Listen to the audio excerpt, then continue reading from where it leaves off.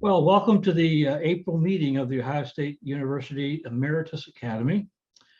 Before our talk today, I have a few brief business items to bring up as we look to complete the business of the spring semester. First, I'm very pleased to tell you that our final Emeritus Academy lecture on May 4th will be held in person at the Faculty Club. And in addition to that, it will be a hybrid meeting so that we will not only have it in person, but also project it through Zoom.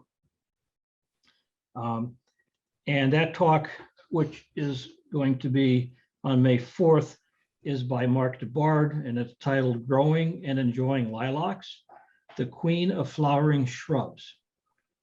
Also note that the Executive Vice President and Provost, Melissa Gilliam, is also scheduled to be at that May 4th meeting. Of course, this could all change, you know, if COVID has a resurgence of some sort, but let's hope all will be well for next month and beyond that date, of course. Other reminders, we still need some volunteers for members who would like to be on the Emeritus Academy Steering Committee for next year. These are 3-year terms beginning in autumn of 2020. If you have any questions about this or you want to volunteer, you can either contact me directly at osage.1@osu.edu, or you can email Emeritus Academy, one word, @osu.edu.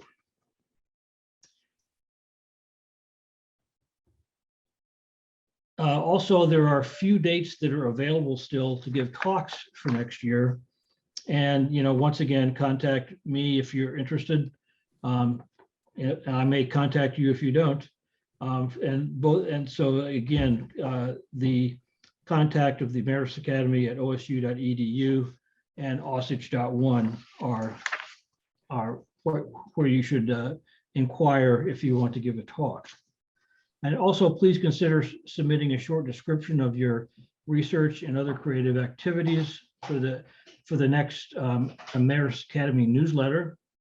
And those can be sent to either the previous addresses or also to nelson.13@osu.edu.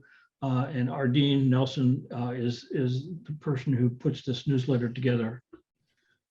And finally, note that the announcement of the Emeritus Academy small grants has gone out, and that these will be due near the end of April.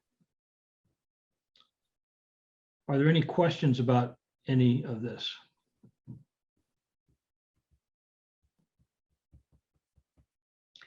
Okay, during our talk, I'd ask you to please mute yourself. And after our talk, I will attempt to monitor questions that can be asked either in person or in the chat feature of Zoom. Now I'm very pleased to introduce Bruce Kimball, who is an Academy Professor in Education Studies. Dr. Kimball received his A.B. degree from Dartmouth College and both his Masters of Divinity and Doctorate of Education from Harvard University. And he also attended the Harvard Law School as a liberal arts fellow. Prior to coming to Ohio State, Dr. Kimball had faculty positions and administrative positions at Tenry University in Japan, University of Houston, Yale University, University of Rochester. And Dr. Kimball assumed a position at Ohio State in 2007 as a professor in the Department of Education Studies, where he served as the director from 2007 to 2009. Dr. Kimball's research has been concentrated in understanding the nature and development of liberal arts education, the history of professions and professional education in the United States, and the history of finances of colleges and universities. This work has been supported by numerous foundations and societies. Dr. Kimball has authored and co-authored numerous journal articles and books and monographs, and in this century alone, he has either published or in press 5 books. These include The Inception of Modern Professional Education, C.C. Langdell, 1826 to 1906, published in 2009 and a second edition in 2014. The Liberal Arts Tradition, a documentary history in 2010. On the Battlefield of Merit, Harvard Law School, the First Century, with Daniel Cotelet, 1915, and The Intellectual Sword, Harvard Law School, the Second Century, again with David Colliet, and published in 2020, and with a former PhD student, Sarah Ilner, a book entitled Wealth, Cost, and Price of American Higher Education, A Brief History, is in press. His work has garnered awards from the American Association of Colleges and Universities, National Education Association, the American Society of Legal History, American Education Research Association, Association for Research on Nonprofit and Voluntary Associations, the Luce Foundation, the Spencer Foundation, the American Council of Learned Societies, and he's had a Guggenheim Fellowship. It is a great pleasure for me to introduce Dr. Kimball for his talk today entitled Writing the History of Harvard Law School, 1817 to 2020. Bruce, the floor is yours. Thank you very much, Bill. Let me see if I've got my, okay, so you should have my presentation up in front of you by PowerPoint. In this lecture, I wish to present some of the work of the Harvard Law School History Project, which lasted about 25 years, starting in 1995. The project resulted in 2 volumes, one on the 19th century, published in 2015, and another devoted to the 20th century, published in 2020. The project was directed by my distinguished co-author, Dan Cocolet, on the right, and myself on the left. Our aim was not to celebrate this law school, which is today one of the largest and most influential in the nation, with 1,500 students. Rather, our goal was to write a critical scholarly history and explain the school's development and influence within the context of American higher education. At the outset, I also wish to acknowledge the superlative contribution of Drs. Sarah Eiler and Benjamin Johnson, who served as my research assistants on the project and earned their PhDs at Ohio State. This 45-minute presentation has 2 parts. First, I will discuss how during the 19th century, Harvard Law School pioneered the model of university professional schools in the United States, both in academic terms and in financial terms. The second part focuses on 2 continuing challenges in the 20th century: the finances and the struggles to diversify the student body and faculty. In both of these latter 2 respects, our writing of history became directly involved in the history itself. I turn first to the 19th century, a period when the term, quote, learned professions circulated commonly and denoted 3 fields: theology, law, and medicine. However, in America, through most of the 19th century, these 3 professions were not very learned at all. Most Protestant and Catholic clergy did study at colleges, but law and medicine were learned primarily through apprenticeship until the mid-19th century, in the apprenticeship in the office of a practicing lawyer or physician.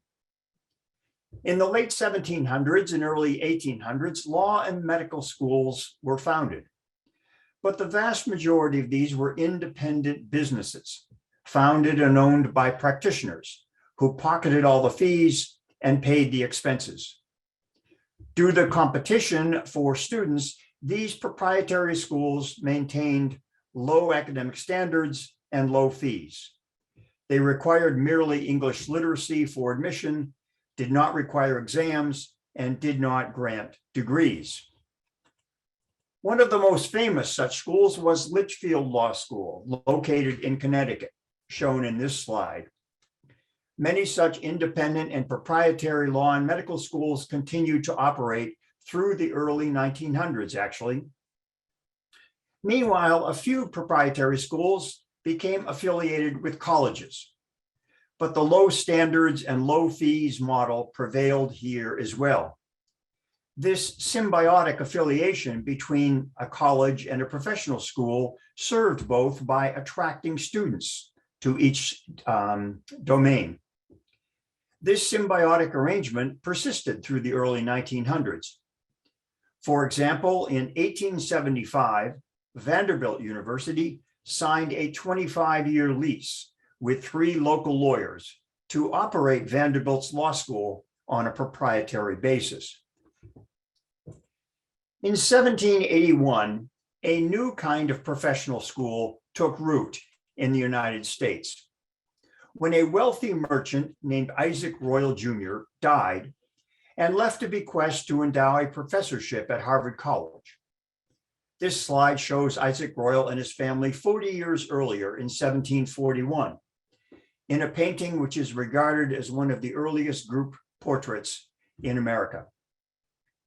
After Royal's death in 1781, it took almost 30 years to clear the title of the bequest. Finally, in 1871, Harvard College decided to use the royal bequest for a professorship in law and to found a law school at the same time. In 1817, the fledgling law school had merely 10 students, but it introduced 3 radical reforms in legal education. First, the school granted law degrees via the college. Second, students paid tuition to the college, not to the faculty. Third, faculty received a salary from the college, not directly fees from the student.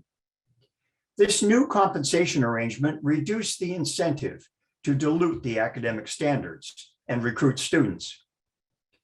Nevertheless, the school struggled for a decade until 2 developments ensured its success. On the one hand, a donor gave money to construct a permanent building in 1832, which still stands today. On the other hand, Joseph Story was appointed professor in 1829. Story brought notoriety to the school because he had been appointed a U.S. Supreme Court justice in 1812 at the age of 32 and is the youngest Supreme Court justice in history. Beyond his reputation, Justice Story brought the vision of creating the first national law school. Prompted by Justice Story, the school advertised itself throughout the nation.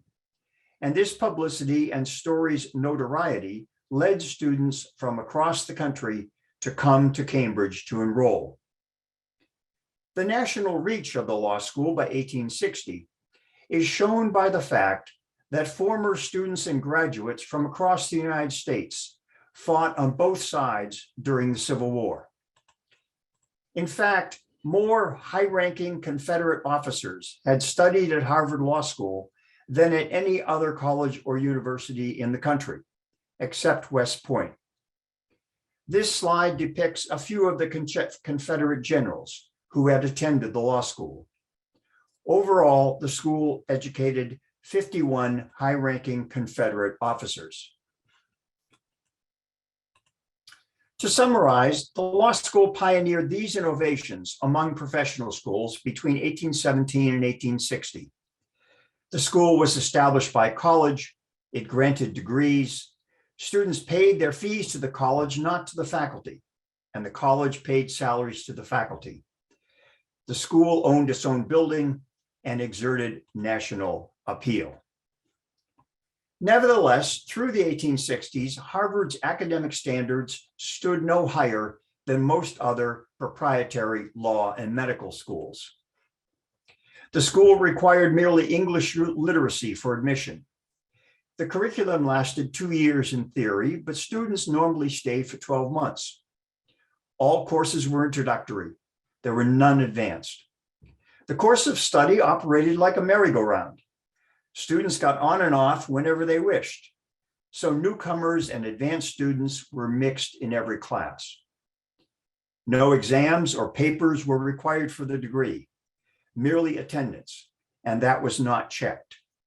If you paid tuition and showed up occasionally, you received the degree after a year.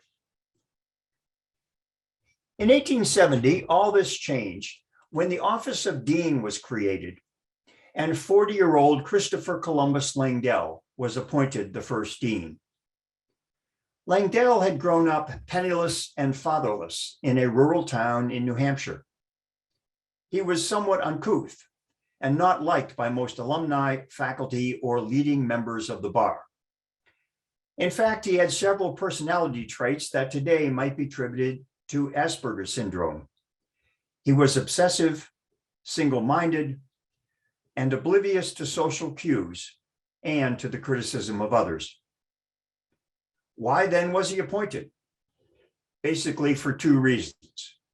He had been the most brilliant and accomplished student at Harvard Law School during the 1850s, and no prominent lawyer would accept the job of dean because it paid far less than a successful law practice.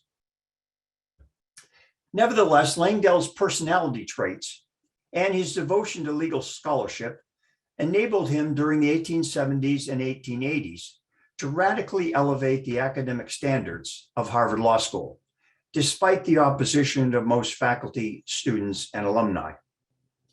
In fact, Langdell's reforms established the academic paradigm for university professional schools that aspired to high grade for the next 150 years. Langdell's first innovation was to introduce case method teaching in 1870. This inductive method required students to study the original sources rather than textbooks, and then to respond to Socratic questioning of the instructor. Case method teaching was not only effective in engaging students, but it was also efficient. By this approach, one professor could engage a large class of 100 students or more, who would sit in elevated rows of seats in a semicircle.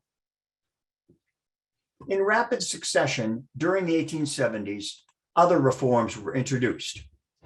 The admissions requirement of a college degree, elevating law study to the graduate level, stringent written exams that one had to pass in order to be promoted or graduate, a set curriculum through which all students progressed without mixing beginners and advanced students together, advanced courses that presupposed introductory courses, and expanding the course of study to 3 years. This model of graduate level, multi-year university professional education began to proliferate thereafter. In 1893, the Medical School of Johns Hopkins University opened with 4 students and adopted most of these policies. In subsequent decades, Harvard Law School and Johns Hopkins Medical School were regarded as the leading university professional schools in the nation. Meanwhile, Dean Langdell and the Harvard president established a new financial model for university professional schools.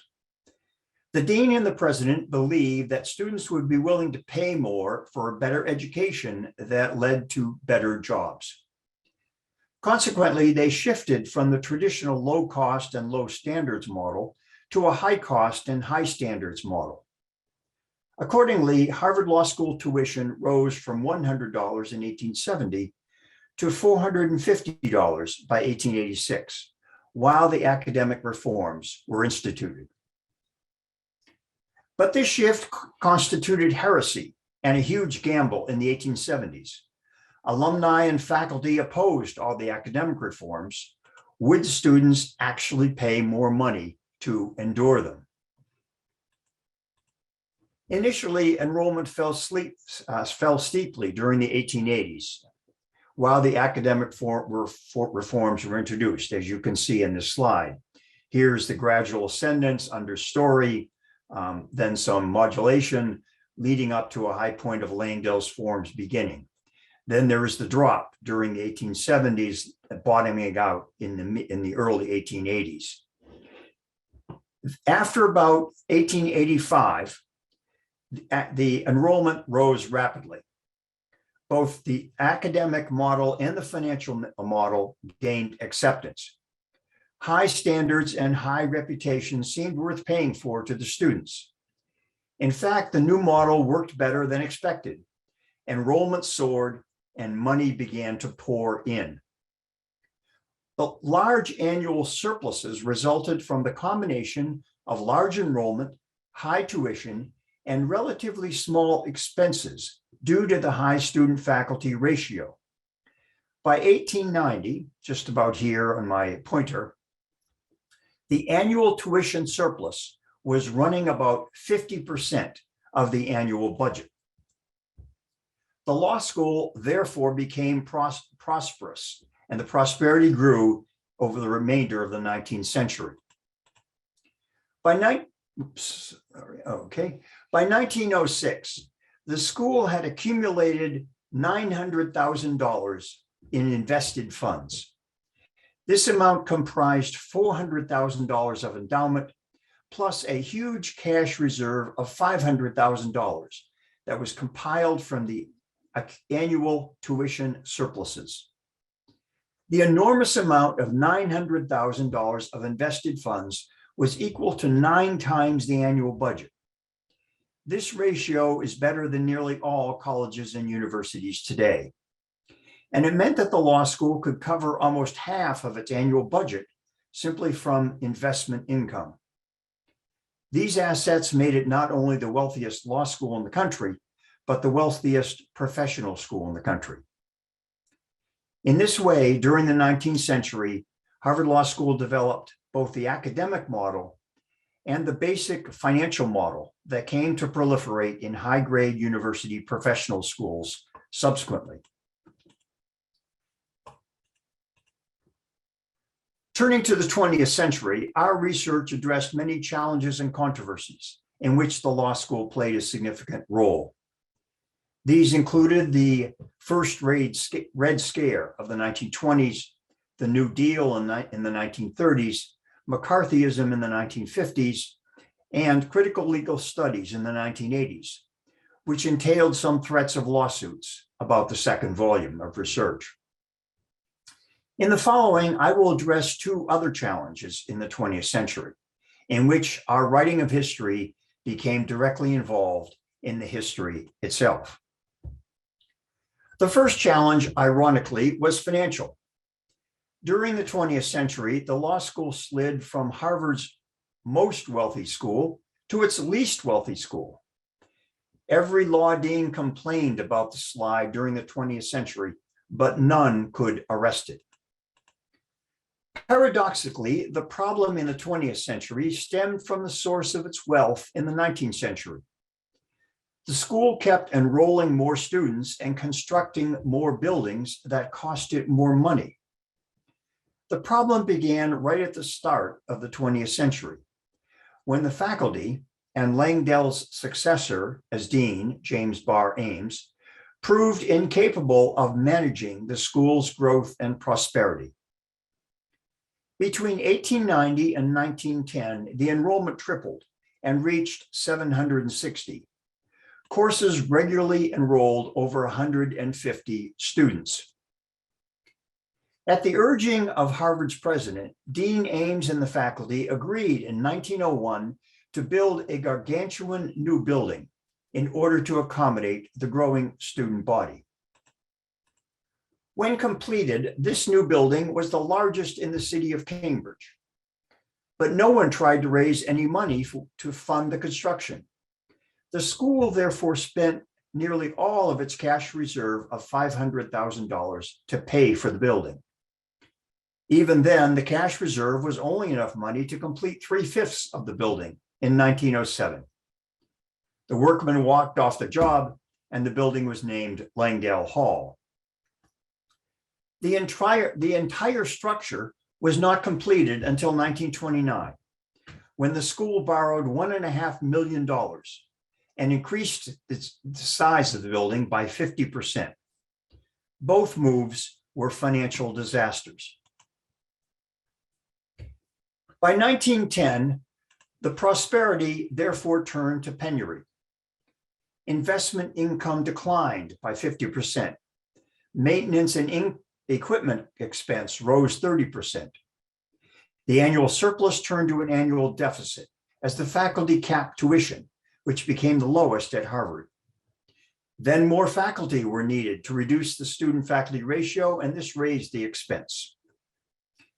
The severe and precipitous financial decline contributed to the suicide of the young new dean, Ezra Thayer, in 1915. Then, to try to address the financial problems, the school planned a major fundraising campaign for its centennial in 1917. But the centennial fundraising campaign drive failed miserably. Foundations refused to give to a law school. Alumni refused to give at all. And World War I interfered. In the end, the school raised less than 1/4 of its goal, and only 2% of the alumni contributed. It was probably the least successful, greatest failure of fundraising in American higher education in the 20th century.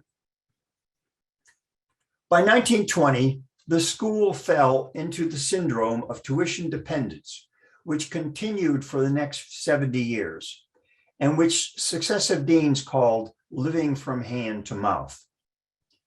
Through 1990, the law school had the highest percentage of revenue from tuition of any school at Harvard. It had the highest student-faculty ratio, the lowest endowment per student ratio, although it did have the largest endowment of any law school in the nation. To acquire more endowment, the school occasionally ran fundraising drives, but these never succeeded. And funds that were raised were spent immediately on constructing more buildings to house more students and new programs. Then the new buildings raised expense through debt and maintenance.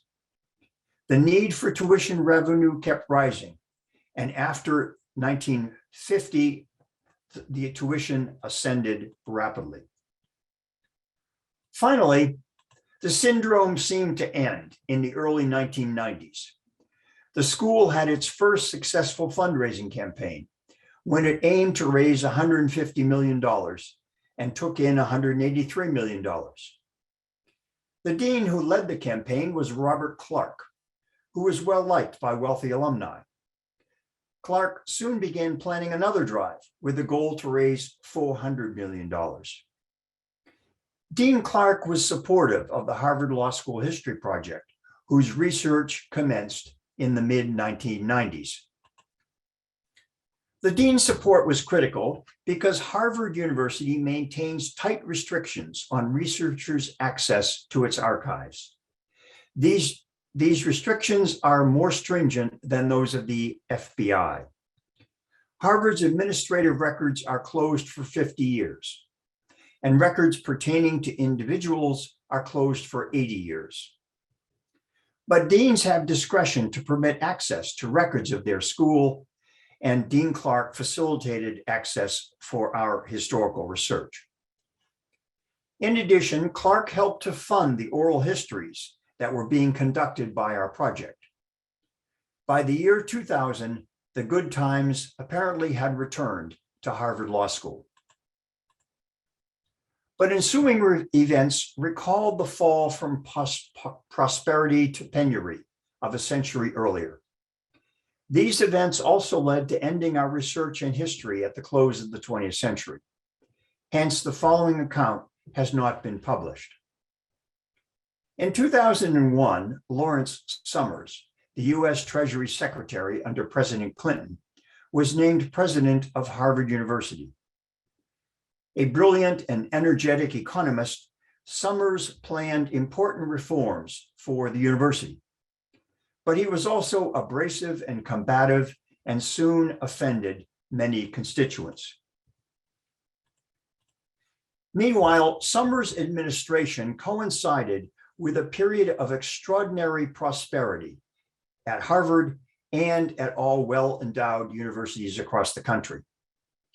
Between 2001 and 2008, the endowments of the wealthiest university averaged annual yields exceeding 15%. These fabulous returns were fueled by a highly aggressive new investment strategy in so-called alternative assets, which included hedge funds, private equity, venture capital, and commodities. Like other private wealthy universities, Harvard invested over 60% of its endowment in these volatile alternative assets. At the same time, during this prosperous period between 2001 and 2008, a number of remarkable events occurred. In 2003, President Summers forced out Dean Robert Clark soon after the second fundraising campaign was launched. At that point, the quiet phase of the campaign had already raised $173 million towards its goal of $400 million. To replace Clark, Summers then appointed the first woman to be Dean of Harvard Law School. This was Professor Elena Kagan, who had graduated near the top of her class in 1986. Professor Kagan had joined the faculty 2 years earlier in 2001 when President Summers arrived. Kagan had worked previously in the Clinton White House, where she and President Summers had served together. During her tenure as dean, Kagan was much esteemed and spent lavishly, funded by the stunning investment returns. In particular, Dean Kagan recruited star faculty from other universities, and many were assigned light teaching loads. Also, some 50 visiting faculty were hired to do much of the teaching at the law school. But Dean Kagan did not support the Harvard Law School History Project. The access to archival records became limited, as did the capacity to conduct oral histories. Research on the late 20th century therefore slowed. Meanwhile, the law school signed contracts to construct a mammoth expansion of its physical plant. The expansion was equal to the size of the entire physical plant of Yale Law School and would cost over $210 million. This would consume over half of the projected proceeds of the new fundraising drive. At the same time, President Summers led Harvard to invest not only its endowment in alternative assets, but also much of its building funds, cash balances, and reserves. Then in 2006, President Summers was forced out of the Harvard presidency. In 2008, the law school announced the end of its successful campaign, having raised $476 million, partly owing to the huge investment growth of the early gifts over the prior 5 years. In the following year, 2009, the Great Recession hit. The biggest university endowments that were heavily invested in alternative assets, including those of Harvard, Yale, and Stanford, lost nearly a third of their value. Even worse for Harvard, much of the university's building funds, cash balances, and reserves were still invested in alternative assets, including the law school building fund. Such alternative assets are generally illiquid and cannot be sold without taking huge losses, at least in the short run. The university therefore issued bonds for $2.5 billion in order to fund its current operations and uphold its contractual obligations. Almost overnight, the law school lost a significant fraction of its building fund that it needed to pay for the mammoth expansion that was under contract and under construction. The situation reminded those in the Harvard Law School History Project of how building Langdell Hall had impoverished the school 100 years earlier. Also in 2009, Dean Kagan left Harvard to become U.S. Solicitor General. Professor Martha Minow was then appointed dean and immediately faced severe budgetary problems. The annual carrying cost for the building expansion alone was estimated at $25 million per year. Nearly all the visiting faculty were not rehired, and the tenured faculty had to teach full loads. Furthermore, due to the recession, the number of applicants to law school plummeted across the nation, along with the academic quality of the applicant pool. In order to maintain admission standards, law schools that could afford to reduce their tuition revenue decreased their enrollment. but most law schools could not afford to reduce their tuition revenue, including Harvard with its building expansion. These schools had to maintain their enrollment within the shrinking national applicant pool. In order to maintain their admission standards, these schools had to spend even more heavily on financial aid to attract the best students. The fierce competition for students squeezed the finances at Harvard even more. And Dean Minow, who was the first dean who had not graduated from Harvard Law School, did not support the Harvard Law School History Project. The access to archival records and the oral histories ceased, and research concerning the late 20th century ground to a halt. Overall, the century-long and deeply rooted financial problems and syndrome of tuition dependence seemed to restart in the early 2000s. The impact on writing history was to end the historic research as of the 1990s. The second challenge of the 20th century, in which the writing of history became directly involved in the history itself, was that of diversifying the student body and faculty, who were predominantly white Christian men until late in the 20th century. The first notable development was the admission of Jewish students and the hiring of Jewish faculty. After the Civil War, the school began admitting a few Jewish students under the new academic model. These few included Louis Brandeis in 1874 and Felix Frankfurter in 1903. Both Brandeis and Frankfurter later taught at the school and served on the U.S. Supreme Court. However, admitting Jewish students and hiring Jewish faculty was not supported by Harvard President A. Lawrence Lowell, a Boston Brahmin. The number of Jewish students and faculty began to grow only after Lowell retired in 1933. Lowell also played a significant role in delaying the admission of women to Harvard Law School. Indeed, Lowell was adamant that no woman would be admitted to any school at Harvard at all during his administration, except for Radcliffe College. Already in 1899, Carolyn J. Cook had applied to enroll at the law school. Cook had graduated from Wellesley College and from Boston University Law School and was well qualified to be admitted. And the Harvard Law School faculty voted overwhelmingly in favor of admitting her. But the dean and the Harvard University Governing Board vetoed the idea. In 1909 and 1910, the Harvard Law faculty again voted in favor of admitting women, but President Lowell rejected the innovation. Given Lowell's firm opposition, the faculty did not vote again on admitting women until 1942. The vote was favorable, but not overwhelming, and the governing board did not ratify it. By 1949, only 5 law schools in the country did not admit women.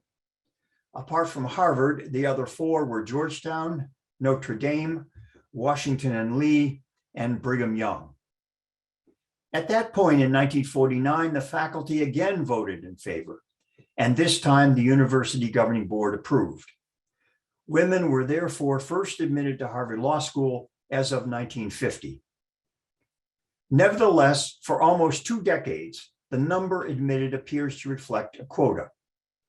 During the 1950s and 1960s, each entering class of about 500 students included no more than 30 women, about 6%. The small percentage is conveyed by this 1957 picture of the editorial board of the Harvard Law Review on the cover of our second volume. The group portrait clearly displays the demography of the law school in the 1950s and 1960s. Future Supreme Court Justice Ruth Bader Ginsburg is standing in the far right corner. In oral histories conducted by our history project, administrators denied that there was an official quota. Few women were admitted because few women applied, they said. But testimony also showed that the dean and faculty did not believe that women could find employment in law. "I just don't know what you're going to do with a law degree," the dean told future U.S. Attorney General Janet Reno in 1963. Finally, in the 1970s, a concerted effort was made for the first time to recruit women to apply to the law school and to support them when they did enroll. By 1981, the percentage of women enrolled at Harvard and at Georgetown, both of which had delayed admitting women, exceeded the average percentage at all law schools accredited by the American Bar Association. In the 1980s and 1990s, the trend continued. And at the end of the 20th century, the average percentage of women enrolled in ABA law schools, including Harvard, was 47%. Meanwhile, the delay in hiring women to the tenured faculty at Harvard Law School was even longer. In 1972, the school appointed its first tenured female professor, Elizabeth Owens. She had earned her law degree from Yale in 1951, published a well-received book on tax law in 1961, and taught as a full-time lecturer at Harvard Law School starting in 1964. Owens' teaching experience and publications exceeded that of the young men who were hired as tenure-track assistant professors in the 1960s. But she was passed over for a tenure-line appointment until the school suddenly promoted her to full professor in 1972. Then Owens was marginalized on the faculty, and she believed that her appointment was a token and made merely in response to the pressure for gender equity. Confirmation of Owens' opinion is evident in the resistance to hiring women to the tenure-line faculty over the next 15 years. Between 1972 and 1987, the school appointed 19 women to one-year visiting appointments. This was the customary arrangement through which the law school evaluated candidates for the faculty. Throughout the 20th century, the great majority of men who came on such visiting appointments were offered tenure-line professorships. But between 1972 and 1987, only 2 of the 19 visiting women were offered tenure-line appointments. Among those rejected were Ruth Bader Ginsburg and Mary Ann Glendon. And both Ginsburg and Glendon were told that they were not promoted because they did not seem collegial, as shown by the fact that they did not regularly go to lunch in the faculty dining room. Documenting such differential treatment of women and men in our second volume has prompted threats of lawsuits. In any event, in 1986, Martha Minow became one of the first women promoted from assistant professor to full professor. In the following year, Mary Ann Glendon was appointed a tenured professor in 1987. Thereafter, in the late 1980s and 1990s, the hiring of women to the faculty increased significantly, along with admitting women as students. But it was the challenge and controversy over racial diversity through which our writing of history became directly involved in the history itself. The first African American was graduated from the school in 1869. Thereafter, only 1 or 2 persons of color enrolled in each year over the following 70 years. For example, the student body of 1874 included Archibald Grimke, who was born into slavery and stands in the back row on the right of the door, and also Tanataro Magata, a student from a noble family of Japan, who stands in the middle of the front row. Like Magata, a few students from East Asia came to study at the law school in the late 19th century and early 20th century. But it was not until the 1930s that an Asian American was admitted. This was Hiram Fong, who graduated in 1935 and became the first US Senator of Asian ancestry. It is important to note that all of the few students of color were super academic performers, such as the first Native American student, Solomon Homer, who was the valedictorian of Roanoke College in Virginia.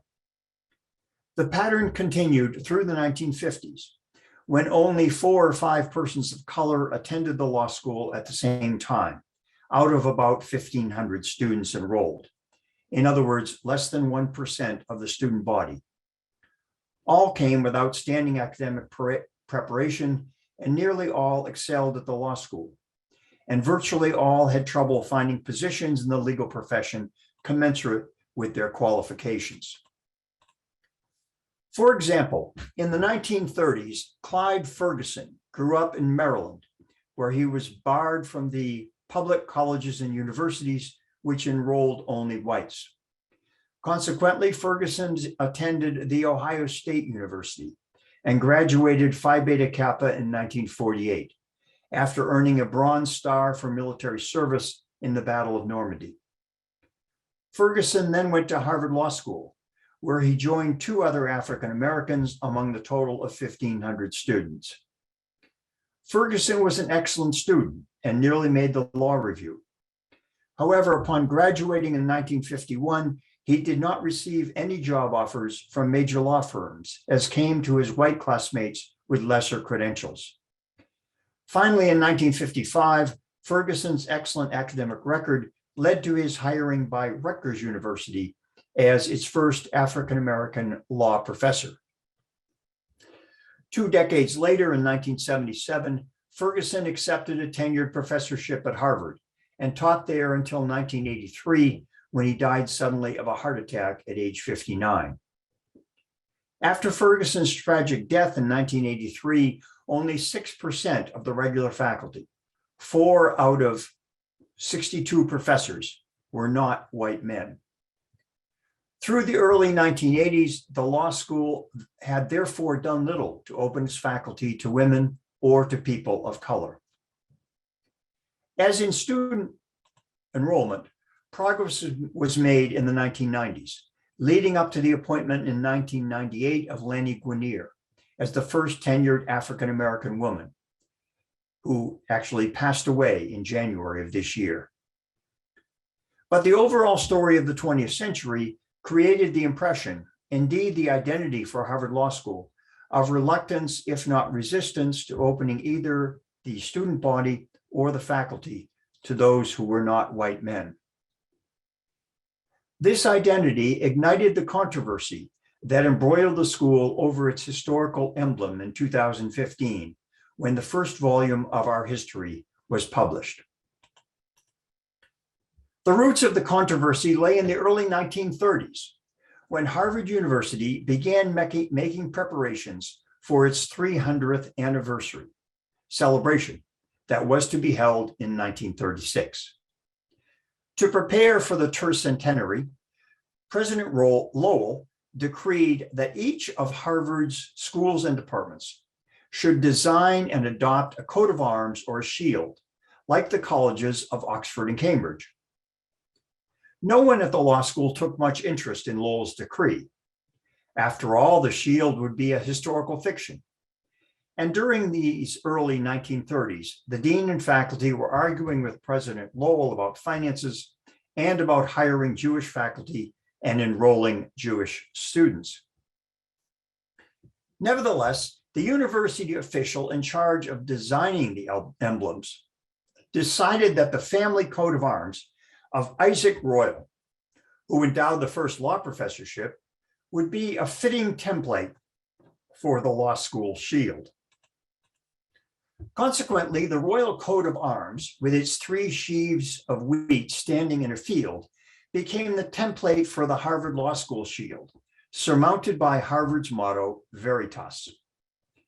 After the tercentenary celebration, the Harvard Governing Board explicitly refused to authorize officially the various emblems and shields, but the Governing Board did say that they could be used for, quote, decorative purposes, close quote. The shield of the law school was then forgotten. But in the 1950s, the shield was unearthed by a librarian as an ornament for architectural decor in the rare books room. Then in the 1960s, the Harvard Law Alumni magazine began to advertise shot glasses, ties, and chairs embossed with the shield. In the mid-1970s, the law school dean, on his own authority, declared the shield to be, quote, official, close quote. And it was applied to the law school's academic transcripts for the first time and employed in stationery and on official publications. Next, in the 1980s and 1990s, major marketing firms advised colleges and universities throughout the country to make their so-called branding ubiquitous and consistent. Commensurately, Harvard Law School made the shield the ubiquitous emblem of the school. The shield began to appear everywhere in the 1980s and 1990s, on all the lecterns, on all the banners, on all the furniture, in the rugs, and etched in glass in the windows. But a problem then arose at the turn of the 21st century. New research revealed that Isaac Royall Jr. was not the ideal founder of a school dedicated to serving justice through law in a democratic republic. In fact, he had been a Tory who had fled to England during the American Revolution. More than that, he had grown up in Antigua, in the Caribbean, where his family acquired its wealth through the labor of about 600 enslaved people working in brutal conditions on the Royal Sugar Plantation. When Royall was 18 years old in the year 1736, about 2,000 slaves on Antigua planned a revolt. But the plan was discovered and the revolt averted. The retribution was terrible. 11 slave leaders were publicly tortured to death, and 77 lieutenants were burned at the stake. These events prompted the royal family to leave Antigua in the following year, 1737. 19-year-old Isaac Royall Jr. and his family therefore came to Medford, Massachusetts, a town just north of Boston, where they built a beautiful mansion. They also built a slave block for the 60 enslaved people whom they brought from Antigua. Today, the Royal Slave Quarters is the only remaining slave block in the northeastern United States and is now a museum that can be visited. In 1739, Royall's father died, and he became the family patriarch at age 20. Thereafter, he lived the life of a genteel squire in Medford, hosting lavish parties and buying and selling slaves through the 1770s. These transactions were not genteel. When Royall planned to sell one of his elderly slaves, George, who had served him loyally for 37 years, George went out and slit his own throat rather than face the uncertainty of serving a new master. Finally, when the revolution came, Royall left for England and died there in 1781. Some of these facts were known prior to the year 2000, but they were not associated with the Harvard Law School shield until they were first compiled and published by Dan Cocolette, my co-author, in the early 2000s. The whole story was given prominence when published in the first volume of the law school history in 2015, along with our account of the school's history of reluctance and resistance to diversify the student body and faculty. In 2016, many law students held protests about the law school's association with Isaac Royall. And the following year, the university governing board retired the Royal Bay Shield as the emblem of Harvard Law School. This was no small matter because the school spent hundreds of thousands of dollars to eliminate the ubiquitous shield, including in the just completed enormous new building expansion. In 2021, the law school adopted a new shield with the appropriate motto, Law and Justice. Hopefully, this represents a start of a new history and a new identity. After all, the old shield was a fiction from the start and never officially adopted at all. These ironies and new understandings demonstrate how writing history often becomes entangled with the history itself. Thank you.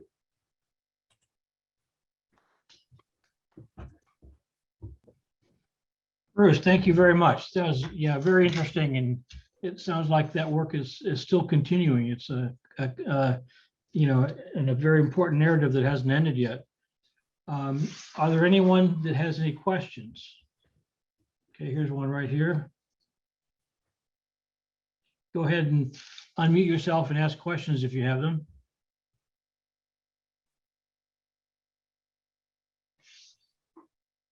Okay, while people get geared up to that, I have a few questions. Paul Beck has asked, I was struck by the high acceptance rate of recent Harvard Law School classes, especially in comparison with the tiny acceptance rate of undergraduate applicants at Harvard.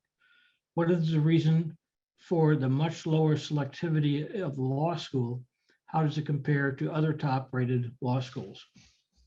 Well, actually, that slide had the acceptance rate for all ABA schools. It wasn't just Harvard Law School. So Harvard's acceptance rate and selectivity was the acceptance rate was much lower and the selectivity was much higher. That was an average for all law schools.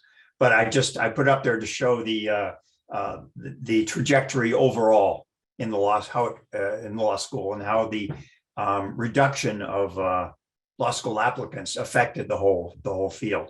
Some law schools actually closed during that period because they were squeezed so much.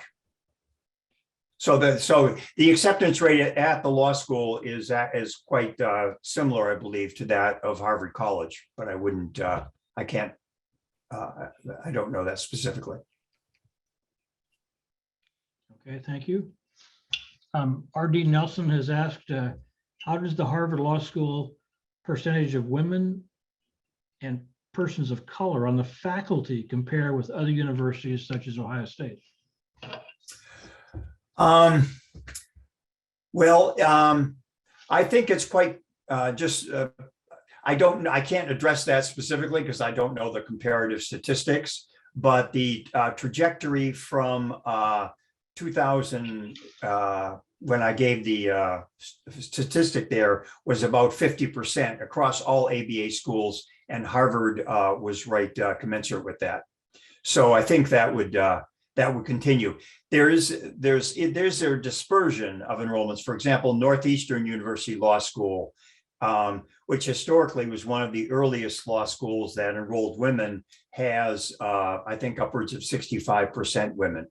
So it does, and I think Brigham Young at the other end has a lower percentage. So there is a dispersion, but I think by and large, both at Harvard and the ABA accredited schools, it's just over 50% of women at this time.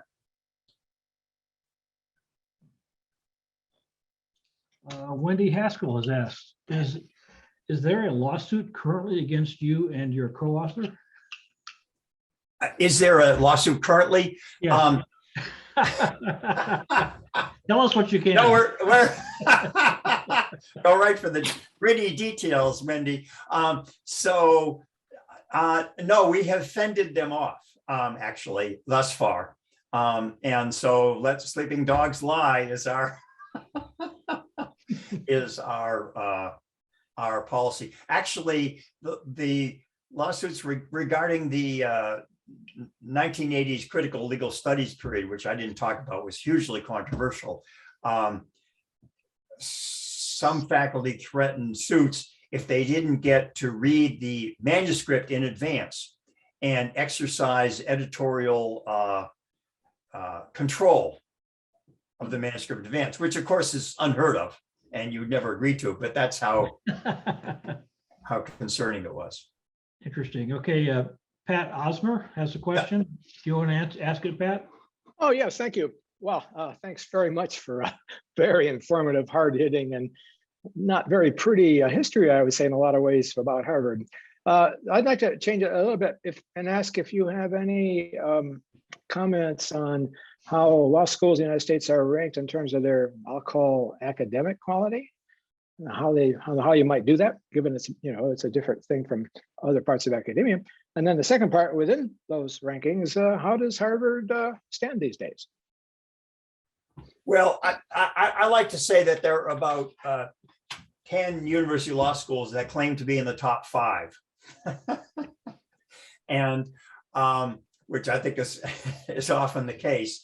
And of course, these rankings like US News and World Report or Forbes, wherever you see them, are highly disputed depending upon the criteria and data that are employed. I mean, Harvard, I would say, ranks within the top three. Normally, Harvard, Yale, and Stanford are circulate among the top three. Columbia and Chicago would sort of oppose that, and then there are sort of uppercomers in terms of academic rankings. The rankings are heavily predicated on LSAT scores of entering students, and that gets to be a very tricky. It's a very interesting educational question because that is such an important metric. The LSAT scores of entering students. Law schools will try to be very stringent with their initial admission standards, but once the first year students are admitted, they can relax much more in the second. The law schools can relax on transfer admissions in the second and third years because that's not measured in the rankings. So there's a lot of interplay back and forth, as in undergraduate colleges, of students, colleges and schools responding to the rankings. So I guess I hope that's addressed some of your. Well, I don't want to hold this up too much. Thank you. You've just reminded us of how they all try to game the system. Yes. For whatever the ranking is, I partly asked because I worked on that, of course, when I was dean. But I think about it. I mean, what really matters is what is the academic level? Of course, there have been attempts at that at the national level. There always have failures, but it's something that really does bear thinking about. And I'm not hearing that much progress has been made because I think the U.S. News reports are horribly flawed for the reasons you say. So, but thanks. I just wanted to bring that topic up too, in addition to the financial and other circumstances. Yeah, no, I appreciate that. And I think the ABA has their own sort of ranking, or AALS does. I'm not sure. But it's, schools always try to game it. It always surprises me, frankly, how I think the schools, and I wonder what you would say, let the popular ranking systems kind of run the question, as it were, shape the question, rather than sort of getting together themselves and coming up with some more valid metrics. But I suppose the competition among them militates against that. Yeah, I wish I had insights on that. It's never happened. Even the National Academy, the national level is trying to do this. It's been quite difficult. So I just wondered if there had been any progress, but I'm not hearing much. But no, thanks again. No, not that I know of. Okay, Julia Watson has a question. Julia, you want to ask it?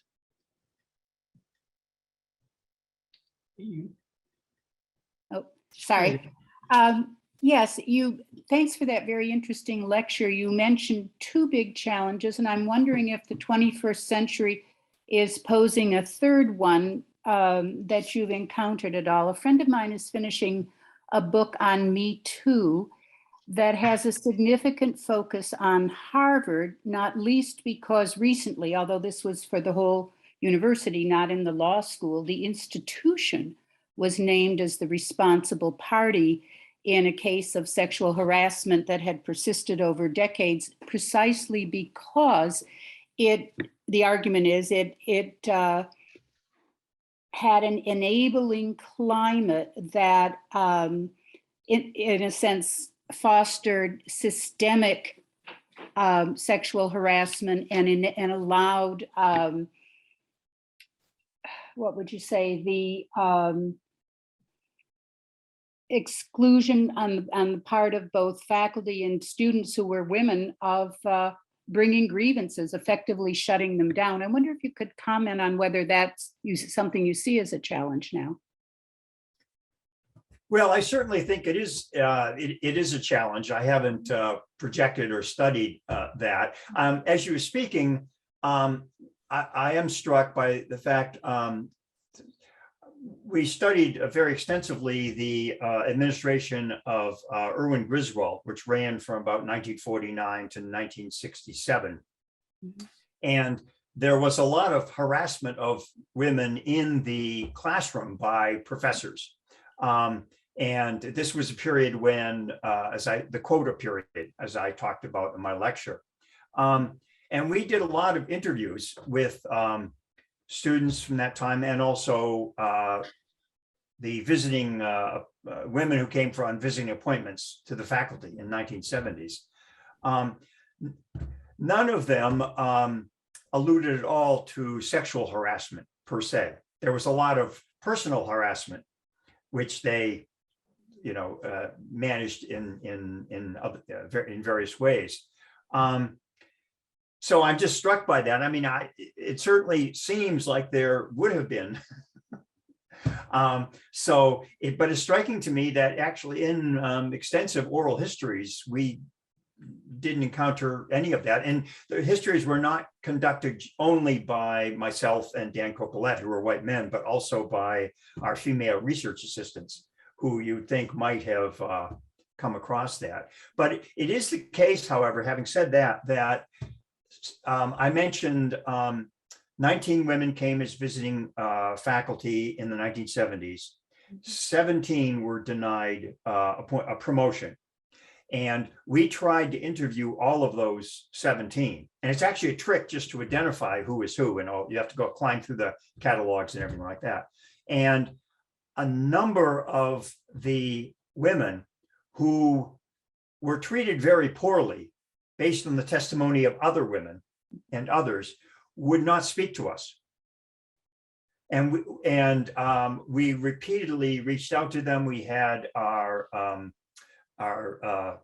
female research assistants reach out to them for separate talks. And some were so hurt by the experience in the 1970s that they wouldn't respond to us at all. And these are prominent people in the profession.